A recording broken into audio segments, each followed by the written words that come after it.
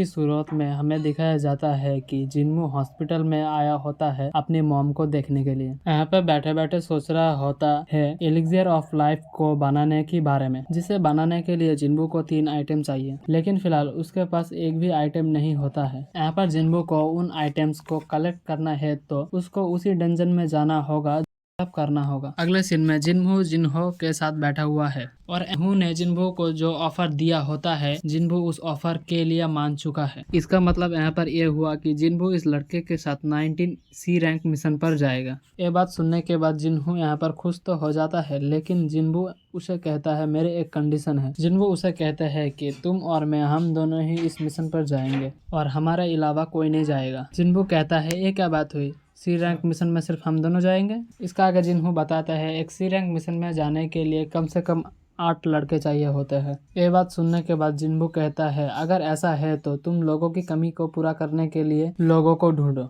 जैसे कि डोंगसूक ने ढूंढे थे। जिन्हों कहते हैं कि ये चीज़ बहुत डेंजरस हो सकती है, ये तो अब डिपेंड करता है कि तुम चीज़ों को कैसे देखते हो।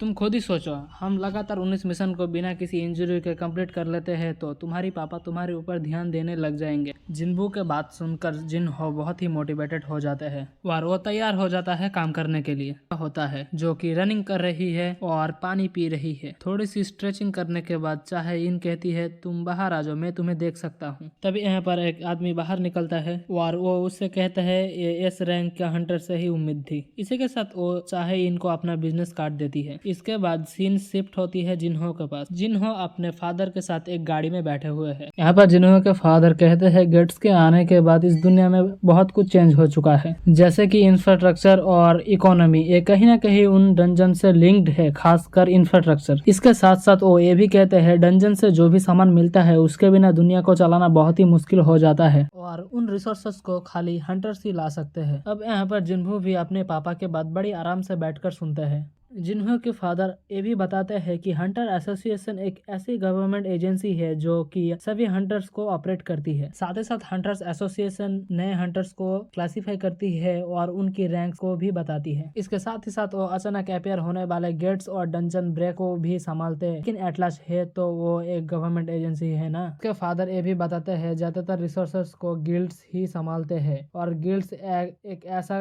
कॉर्पोरेशन है जो कि हंटर्स की अराउंड ही बना रहता है, इसीलिए यहाँ पर सबसे ज्यादा प्रॉफिट गिल्ड्स कमाते हैं। यहाँ पर उसके फादर कुछ गिल्ड का नाम भी लेते हैं, जैसे कि फिन गिल्ड, फिम गिल्ड और नाइट गिल्ड। इसी के साथ हंटर गिल्ड और व्हाइट टाइगर गिल्ड। और ये पांचों गिल्ड पूरी कंट्री की मेजर गिल्ड्स है और इन लोगों ने ही पूरी मार्केट को संभाल रखा है। इसलिए यहाँ पर जिन्हो के फादर बिजनेसमैन होने के खातिर बैठे बैठे तमाशा नहीं देख सकते। वो चाहते हैं कि सारे के सारे रिसोर्सेस वो खुद संभाले और इस नेशन की सहायता करे। इसलिए वो जितना जल्दी हो सके उसे एक गिल्ड बनाना चाहिए। ये सारी बातों को सुनने के बाद जिन्हो कहते हैं हाँ क्यों नहीं, बिल्कुल। जिन्हो यहाँ पर सोचता है वो और उसकी भाई मिलकर एस रैंक हंटर्स को ज्वाइन करवा ले और गिल्ड बना भी ले तो यहाँ पर एक रिस्क है। अगले सीन में जिन्हो को दिखाया जाता है जो कि रनिंग कर रहे होते हैं और यहाँ पर उसकी आज की सारी गोल पूरी हो जाती है। ये सब करने के बाद उसको एक रैंडम लूट बॉक्स मिलती है जिसको वो खोलती है तो अंदर से बिंगो कार्ड निकलती है। अगले सीन में जिन्हो चलते चलते सोच रहा होता है कि वो जल्द से जल्द अपना लेवल अप कैसे करे। तभी यहाँ पर उसके फोन में एक ईमेल आता है जो कि हंटर एसोसिएशन की तरफ से होती है। उसमें लिखा रहती है कि उसको एक हंटर डी रैंक मिशन में बुलाया रहता है। उसमें लिखा होता है कि उसके